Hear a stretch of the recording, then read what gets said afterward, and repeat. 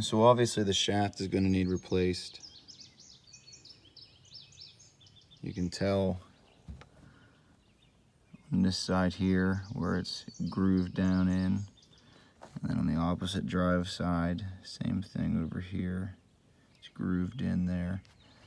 So, and then the keyway, obviously, it should be perfect, and it's wore on this side and down here. I think both bearings are good. They feel good. I'll wash them, and we can reuse those. Same with the snap rings that are over on the machine. Thrust washers go on either side of the gears. They'll both need replaced. They have some goofy wear on them. They should be cheap anyhow. There's what's left of the key. Obviously the failure point. I do think that it failed quite a while ago, and there was just hanging on by a thread for a while, and this last time when it ran into some excessive force is when it finally broke. But that key should be square, and it's all kind of different shapes, but it's so like this area here, I can tell it's been broke for a while, whereas something like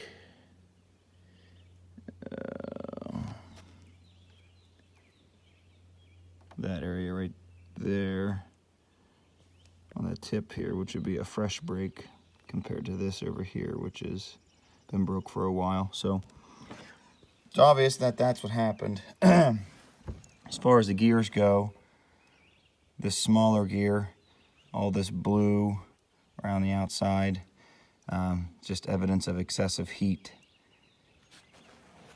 It's on both sides there. Notice this other gear doesn't have anything.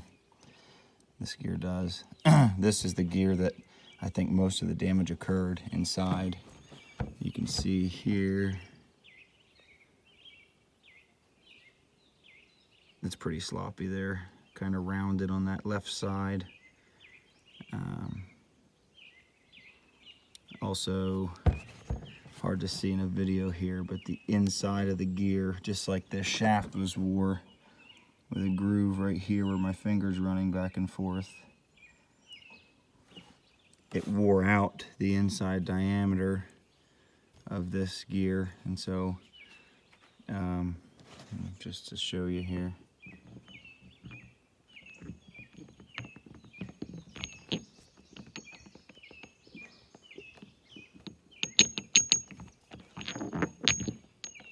There's some play there, and I really don't feel like there should be any, because when we stick a new key in here,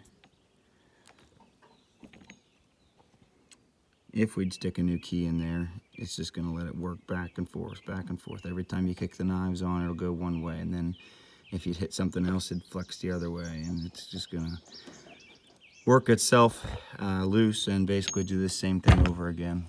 So I think this gear for sure, and there maybe you can see better, this should be nice and smooth. Well, I guess it's smooth, but it should be you know, more machined look, kind of like this. And it's really just golded inside there. You can just tell it got hot, and metal sort of smeared around. As far as this gear goes, the keyway does not look as bad. Try to get a better view. More square.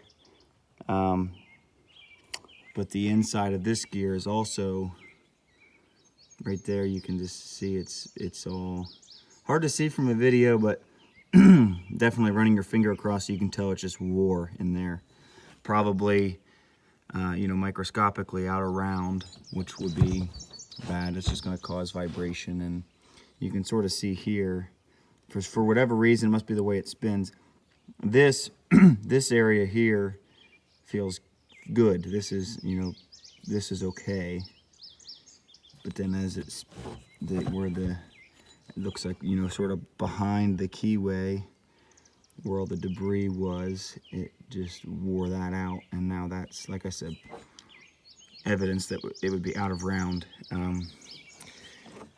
So I think, you know, best case scenario, replace both gears, the shaft, and these thrust washers. Like I said, I can clean the bearings and replace them, and I'm sorry, clean the not replace them, but reinstall them and use those over, and then 2 new seal caps.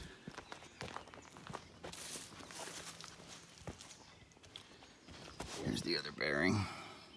It's a little dirty from disassembly, but there's no rough spots, and they feel nice and tight. So I'm not worried about reusing those. But for the peace of mind, maybe. I mean, they're not hard to take out. I could have this one out in another 2 minutes if need be. Just to start over fresh if you wanted. Like I said, here's the snap rings. They're perfectly fine. Here's the caps that are one-time use anyhow. You have to destroy those to get them out. Look like this here. And you drill a hole and pull them out that way to get to the bearing. So we need both of these caps, buster washers, 2 gears, a shaft, and a key.